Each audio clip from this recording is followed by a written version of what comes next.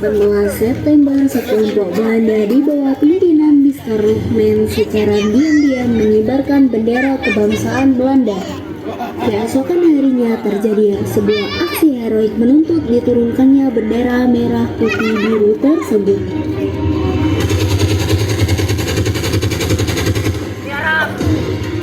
Kurang ajar, mereka tidak tahu diri. Kita ini bangsa merdeka. Ayo kita turunkan bendera busuk itu.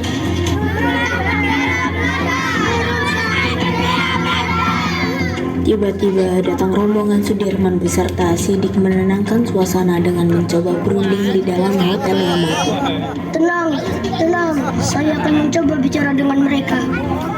Setelah suasana menjadi tenang, rombongan Sudirman pun masuk ke dalam hotel.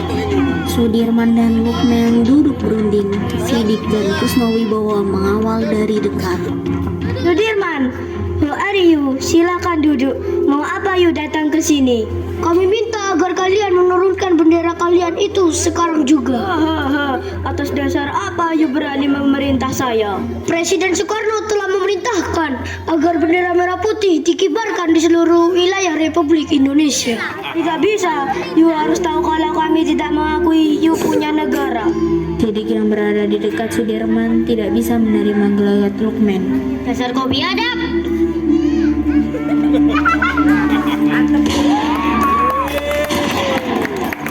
Situasi memanas, Sudirman keluar dan Kusnawibowo mengobarkan tanda perlawanan untuk menurunkan bendera Belanda. Turunkan bendera Belanda! Haryono, cepat kau turunkan bendera Belanda. Laksanakan. Ayo bungkusnya, kita kibarkan sang merah putih. Diiringi teriakan penuh semangat, Haryono dan Kusnawibowo memanjat dan merobek bendera Belanda yang berwarna biru, hingga menyisakan bendera merah putih berkibar-kibar.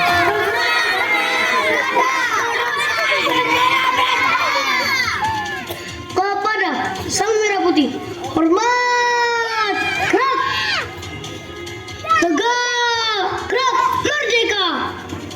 Dengan teriakan merdeka, rakyat Surabaya menyambut kemenangan mereka dengan penuh sukacita.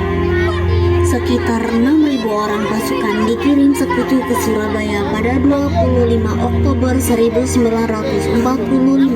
Awalnya mereka disambut baik, namun karena adanya tentara NICA yang ikut dalam rombongan pimpinan Aus Malabi itu, mereka mulai mendapat penolakan bahkan perlawanan. Akhirnya aku sampai juga di Indonesia.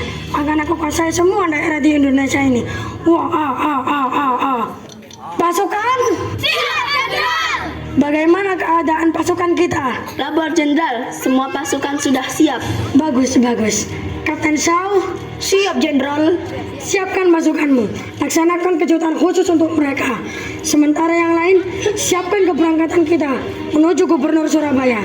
Siap laksanakan perintah Jenderal.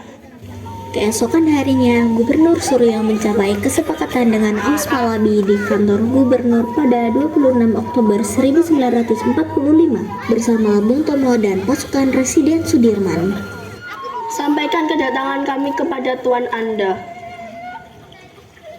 Nun sewu Gubernur, ada pasukan Aus Malabi di luar. Persilahkan masuk. Hai Tuan Suryo, apa kabar? Silakan duduk. Mari kita bicarakan terkait kedatangan kami ke Surabaya. Mereka pun memulai perundingan dengan hangat. Kesepakatan pun berhasil diraih kedua pihak. Di antaranya, Inggris berjanji bahwa di antara mereka tidak terdapat angkatan perang Belanda. Disetujuinya kerjasama menjamin keamanan, membentuk biro kerjasama, dan Inggris hanya akan melucuti senjata Jepang. Alhamdulillah, kita sudah sepakat. Saya harap kalian menepati janji. Ya tentu. Terima kasih atas sambutan Tuan. Namun alih-alih menepati janji, pada malam harinya, pasukan Kapten Shaw di bawah perintah Aus Malabi menyerbu penjara Kalisosok, membebaskan para tawanan perang Jepang, salah satunya kolonel. Keesokan harinya, perang pun tidak terhindarkan. Pada 27 Oktober, pasukan sekutu berhasil merebut berbagai tempat strategis, salah satunya Lanut Tanjung Perak, kantor pos, dan objek vital lainnya. Sekitar pukul 11, kapal udara Dakota milik sekutu menyebarkan pamflet ke penjuru kota. Barang siapa yang memiliki senjata dan menolak untuk menyerahkannya kepada tentara sekutu akan ditembak di tempat. Demikian bunyi pamflet itu. Perintah diberikan oleh Komandan Divisi Surabaya, Mayor Jenderal Yono Sewoyo, sekitar pukul 4:30 waktu Indonesia Barat untuk menentang isi pamflet sekutu. Usai subuh, serangan besar-besaran pun mulai dilancarkan dengan satu tekad. Tentara Inggris yang membantu Belanda harus dihalau dari Surabaya. Orang yang membawa senjata dan menolak untuk menyerahkannya kepada pasukan sekutu akan ditembak. Menyadari mendapatkan tekanan dari arek-arek Surabaya, Aus Malabi menghubungi Presiden Soekarno guna meredakan situasi. 30 Oktober pukul 11:30 rombongan Jakarta tiba dan melaksanakan perundingan dengan Inggris, yaitu Soekarno, Muhammad Hatta, beserta Amir Syarifuddin. Oh Tuhan, akhirnya yang mulia datang juga. Baiklah, mari kita segera mulai perundingan. Perundingan pun berjalan cukup alot, namun akhirnya mereka mencapai kata sepakat. Di antaranya, selebaran pamflet dianggap tidak sah dan diadakannya gencatan senjata. Seluruh peserta perundingan berjabat tangan. Rombongan Soekarno pun kembali ke Jakarta. Kami sangat mengharapkan Anda tidak melanggar perjanjian. Kami sangat menghargai tuan-tuan. Setelah perundingan, kontak senjata di beberapa titik masih berlangsung. Hal ini karena kurangnya komunikasi mengenai perjanjian gencatan senjata. Bahkan menjelang sore hari, gedung Bank Internasional sempat dikepung oleh arek-arek Surabaya. Hingga pada pukul 5 sore, tragedi fatal pun terjadi di Jembatan Merah dekat Gunung Bank Internasional. Jenderal Aus Malabi tewas dibunuh pejuang Indonesia yang tidak diketahui identitasnya. Dengan gagah berani, para pejuang Indonesia menghadang dan menyerang mobil rombongan sekutu hingga menewaskan Aus Malabi. Ledakan mobil Aus Malabi disambut teriakan kemenangan penuh semangat. Setelah terbunuhnya Aus Malabi, kejadian ini menjadi sorotan tajam di kalangan negara sekutu. Akhirnya, kerajaan Inggris mengirim bala bantuan, dan Mayor Jenderal Mansur dijadikan sebagai komandan sekutu di Surabaya menggantikan Aus Malabi. Dan pada 9 November 1945, Mansur mengeluarkan ultimatum sebagai respon kemarahan atas terbunuhnya Aus Malabi. Semua pemimpin dan para pemuda Indonesia harus menyerahkan senjatanya di tempat-tempat yang telah ditentukan. Kemudian menyerahkan diri sambil mengangkat tangan selambat-lambatnya. Pukul 6.00 tanggal 10 November 1945. Jika sampai batas waktunya tidak menyerahkan senjata, maka Surabaya akan kami serang dari darat, laut, dan udara. Mendengar ultimatum yang dikeluarkan Mansur ternyata tidak membuat gentar arek-arek Surabaya. Namun dibalas dengan seruan jihad yang disampaikan Kiai Haji Hashim Asy'ari pada 9 November mampu menyebar hebat ke berbagai daerah di Jawa Timur dan mendorong mereka ke Surabaya dalam rangka jihad fi sabilillah. Awali dan akhiri setiap pidato saudara dengan menyebut kebesaran Allah. Allahu Akbar, Allahu Akbar, Allahu Akbar.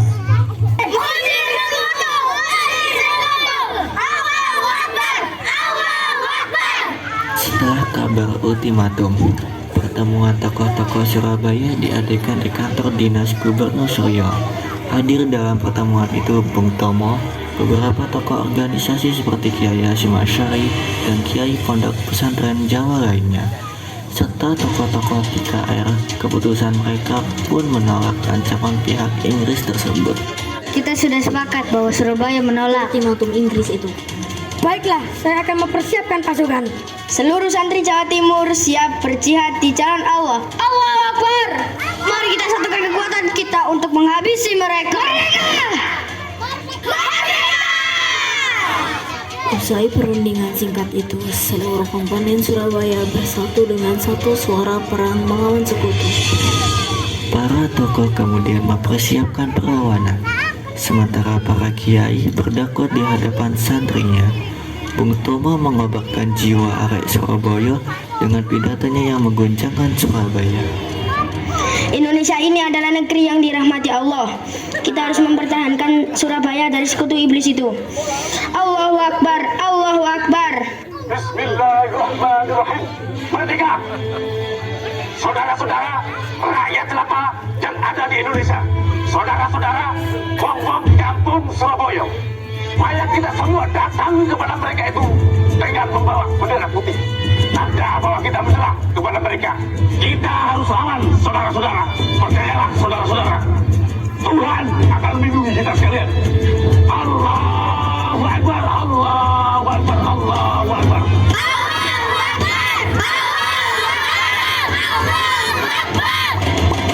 Rakyat Surabaya menyambut pidato Kiai Haji Hashim Asy'ari dan Bung Tomo dengan teriakan lantang. Kurang ajar, kalian akan takluk dalam 3 hari di tanganku.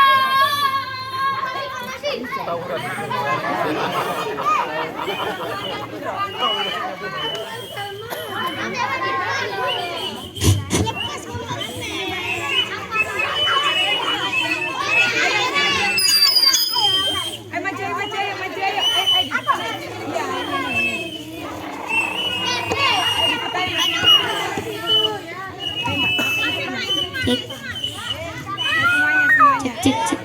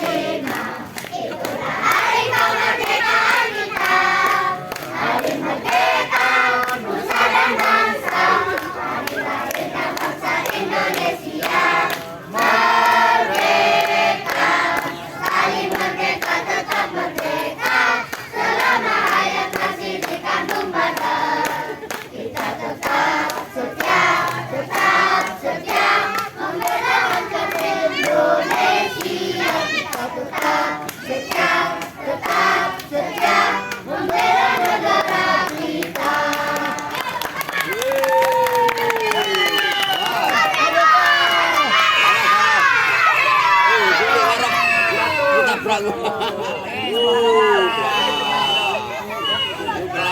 tepuk tangan kepada adik-adik kecil ini.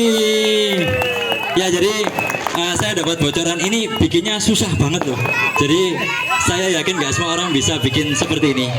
Jadi mengkoordinasikan kepada seluruh adik-adik kecil bisa kompak seperti ini, bikin naskah, VN, ngerekam satu-satu, terus dipaskan gerakannya satu-satu, terus dilatih satu-satu, pakai koreo dan sebagainya. Ini nggak mudah. Jadi bisa jadi seperti ini, wah sudah cukup luar biasa kalau menurut saya pribadi. Tepuk tangan sekali lagi untuk mereka. Terima kasih memberikan performan bagi kita semuanya sangat bagus.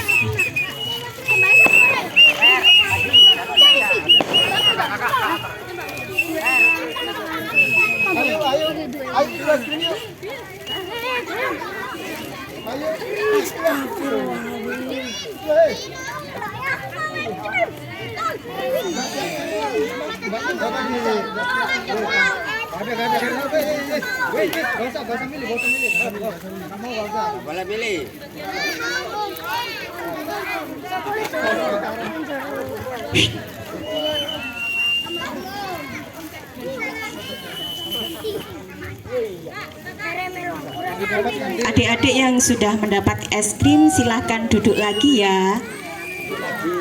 Habis ini ada pembagian hadiah Mas. Iya Pak? Betul, ada. Ayo duduk yang manis lagi. Siapa yang mau hadiah? Duduk yang cantik, duduk yang rapi.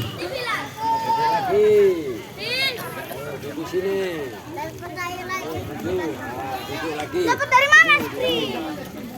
Itu loh deh, di situ loh. Saya dapat tahu.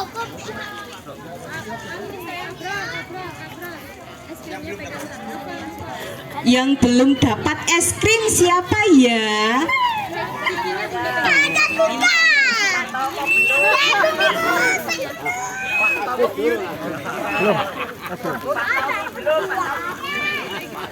Khusus untuk anak-anak nggih Pak nggih, bapaknya ndak dapat. Bapaknya beli sendiri.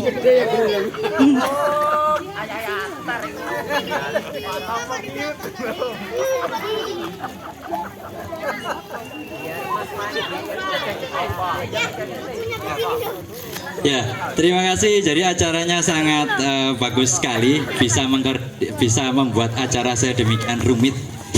Kalau pesertanya orang dewasa sih menurut saya mudah-mudah saja ya. Tapi pesertanya anak kecil nih. Tapi bisa bikin kompak step by step dan bisa membuat mereka mengikuti sesuai dengan rekaman videonya. Ya, jadi terkait acara hari ini sangat lucu. Presiden Sudirman, how are you gitu ya? I'm fine, thanks you. Orang Belanda atau orang Inggris. Ini